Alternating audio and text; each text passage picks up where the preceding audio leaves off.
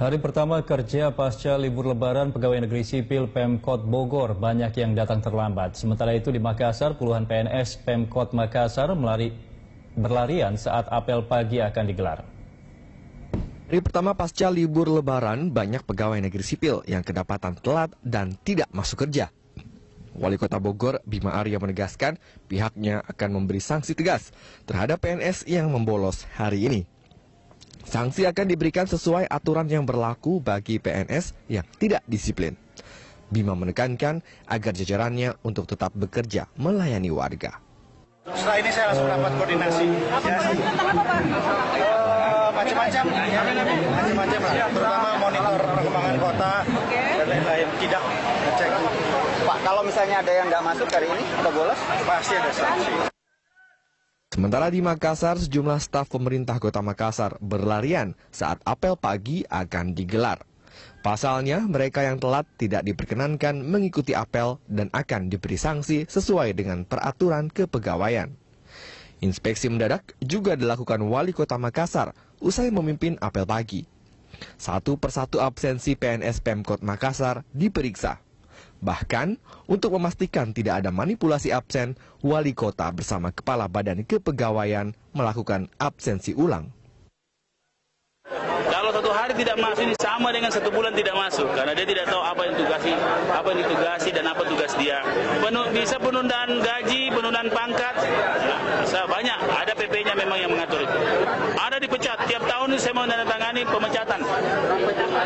Saya lebih dari 10 tiap tahun itu ada pemecatan. Di samping disipliner. Saya kira itu pegawai yang belum paham betul apa tugas ASN. Saya kira terlambat pun pasti disanksi, apalagi tidak datang. Pegawai negeri sipil dihimbau untuk tetap disiplin dalam bekerja dan melayani masyarakat. Jika tidak, maka sanksi tegas akan menanti. Tim kontributor Berita 1, Bogor dan Makassar. Selamat sore, Anda menyaksikan News Update pukul 17 waktu Indonesia Barat. Saya Valerina Daniel. Meski libur cuti bersama dan libur lebaran relatif panjang, namun banyak PNS yang bolos di hari pertama masuk kerja. Pemkab Purwakarta menerapkan potong gaji bagi PNS yang tidak masuk kerja di hari pertama usai liburan tanpa keterangan. Hal tersebut disampaikan Bupati Purwakarta saat menggelar acara halal bihalal di lingkungan Pemkab Purwakarta. Pemkab akan menerapkan potong gaji sebesar Rp500.000 jika PNS terbukti tidak masuk kerja tanpa keterangan. Ini dilakukan guna memberikan efek jera kepada para PNS yang sengaja tidak hadir alias bolos. Selain itu, Pemkab juga meminta agar jajarannya kembali bisa melayani warga pasca libur lebaran. Bulan kan dipotong nanti bulan depan gajinya 500.000. Iya dong, 500.000. Jadi kalau yang hari ini tidak masuk kerja tanpa alasan, bukan cuti, nanti bulan depan 500.000 hilang itu dari gajinya, saya potong. Ya nanti kan kita hari ini dicek, kan ada sistem di setiap kantornya masing-masing yang online, bisa memastikan ada yang masuk dan ada yang tidak masuk. Ini mungkin tidak dilakukan di tempat lain ya, di mana nanti jam 7:04 mereka sudah ada di ruang kerjanya masing-masing. Sementara itu di Makassar, Sulawesi Selatan pada hari pertama masuk kerja usai libur Hari Raya Idul Fitri 1438 Hijriah, sejumlah staf pemerintahan Kota Makassar berlarian saat apel pagi akan digelar. Pasalnya mereka yang terlambat tidak diperkenankan untuk mengikuti apel dan akan diberikan sanksi sesuai dengan peraturan kepegawaian.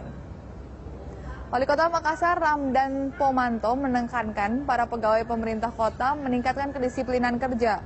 Untuk itu, ia melakukan inspeksi mendadak usai memimpin apel pagi.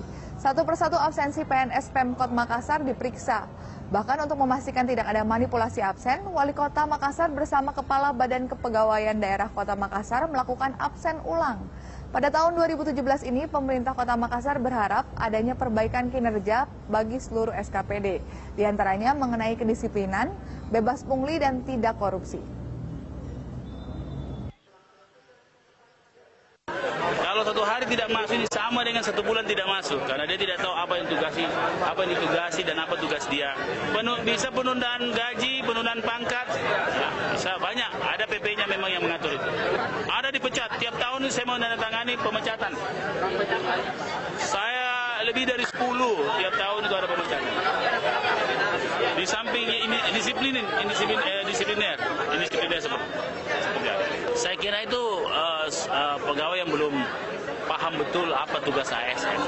Saya kira terlambat pun pasti disanksi. Terima kasih Anda masih bersama kami pemirsa. Pada H+7 Lebaran, arus balik di Bandara Internasional Soekarno-Hatta menunjukkan penurunan yang cukup signifikan. Penurunan mencapai lebih dari 30%. Berikut laporan reporter Nila Kusuma dan juru kamera Manai Sobirin.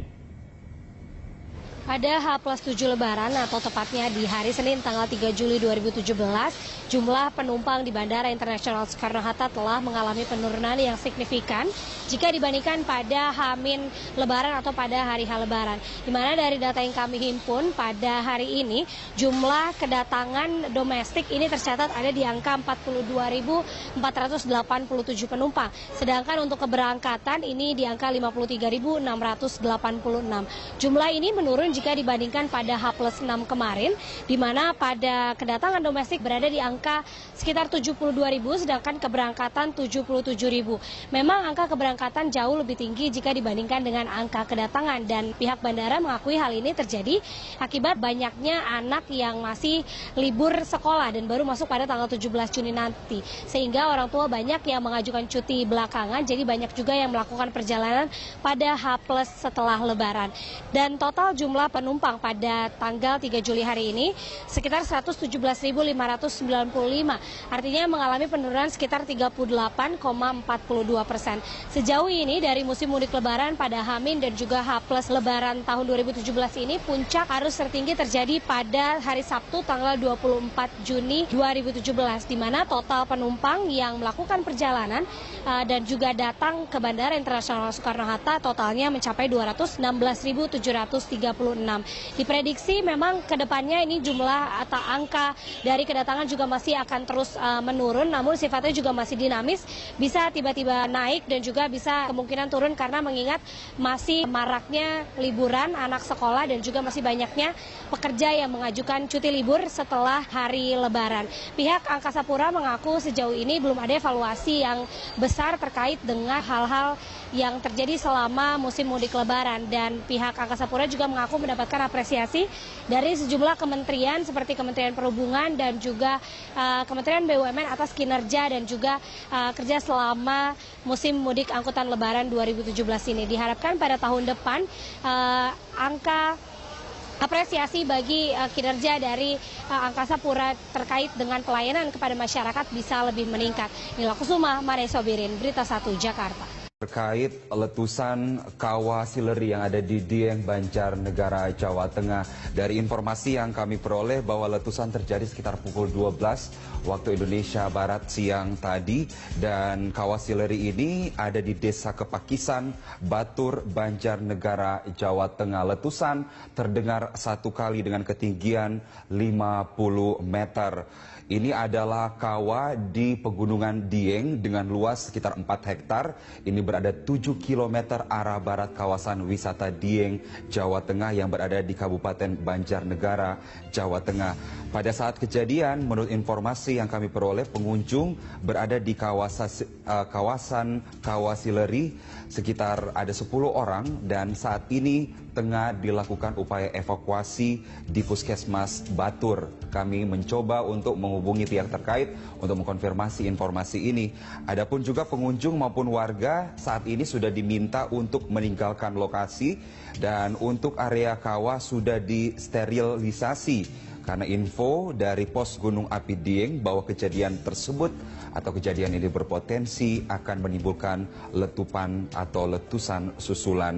Dan menurut informasi juga, lahar yang dikeluarkan adalah lahar dingin, dan perkembangan selanjutnya masih akan terus dikonfirmasi kami oleh kepada pihak terkait. Dan jika kita melihat sejarah dari kawah sileri di Dieng ini, sempat ada catatan yang kami kumpulkan bahwa gempa terakhir terjadi sekitar tahun 2013.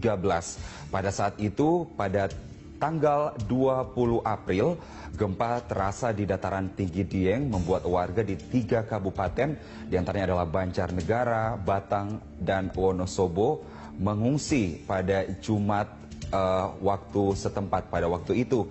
Mereka khawatir dampak gempa juga menyebabkan keluarnya gas beracun dari kawah timbang. Dan informasi dari daerah setempat bahwa memang gempa atau juga letusan dari kawah ini memang selalu menyebabkan emisi karbon dioksida yang biasanya merusak vegetasi sekitarnya, dan masyarakat setempat mengenal kawah Sileri ini sebagai lembah kematian karena dikatakan ada pelepasan karbon dioksida yang kadang-kadang menyebabkan kematian bagi penduduk setempat. Kita lihat sejarahnya juga pada tahun 2009 erupsi terjadi dan waktu itu status Gunung Dieng dinaikkan dari tingkat 1 ke siaga 2 setelah 2 letusan freatik yang terjadi. Lalu selanjutnya, sebelumnya pada tahun 1992 sempat ada emisi gas beracun yang keluar dari kawah Sikidang yang membunuh 1 orang.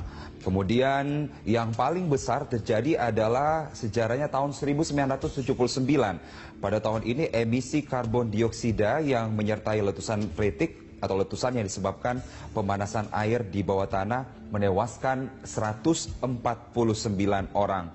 Lalu tahun 1944 juga sempat terjadi letusan yang juga tidak